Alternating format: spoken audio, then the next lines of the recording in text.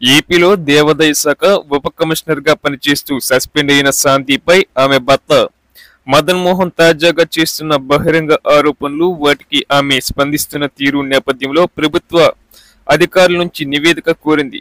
దీంతో వారు తాజాగా దేవాదాయ శాఖ మంత్రి ఆనం రామనారాయణ రెడ్డికి సమగ్ర నివేదిక ఇచ్చారు. ఇందులో శాంతి ప్రవర్తన, వివాదాస్పద నిర్ణయాలు, విజయసాయిరెడ్డితో ఉన్న లింకు వంటి పలు అంశాలపై వివరాలు ఉన్నాయి. తాను విదేశాలకు పిహెచ్డి చేసేందుకు వెళ్లిన సమయంలో భార్య దేవాదాయ శాఖ సస్పెండెడ్ డిప్యూటీ కమిషనర్ శాంతి వివాదాస్పద రీతిలో బిడ్డను కనడంపై ఆమె భర్త మదన్ మోహన్ చేసిన ఆరోపణలు కలకలం రేపాయి.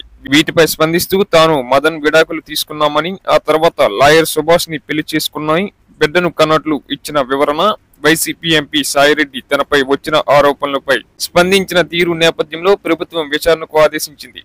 దీంతో అధికారులు ముందుగా దేవాదాయ శాఖలో ఆమె ట్రాక్ రికార్డుపై వివరాలను రిపోర్టుగా ఇచ్చారు.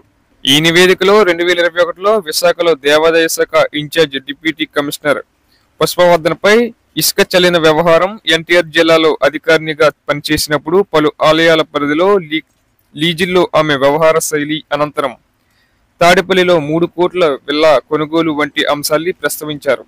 అలాగే ఉమ్మడి విశాఖ జిల్లా పరిధిలో ఆలయాల దుకాణాలకు వేలం లేకుండా లీజులను 11 ఏళ్ల పాటు పొడిగించిన వ్యవహారంలోనూ శాంతి వివాదాస్పద నిర్ణయాలను పేర్కొన్నారు. అలాగే మరికొన్ని వివాదాస్పద నిర్ణయాలను ప్రస్తావించినట్లు తెలుస్తుంది. అలాగే సాయిరెడ్డిని గతంలో పొగుడుతూ ఆమె పెట్టిన ట్వీట్ ను ప్రస్తావించారు. దీనిపై ప్రభుత్వం తదుపరి నిర్ణయం తీసుకోవాల్సి ఉంది.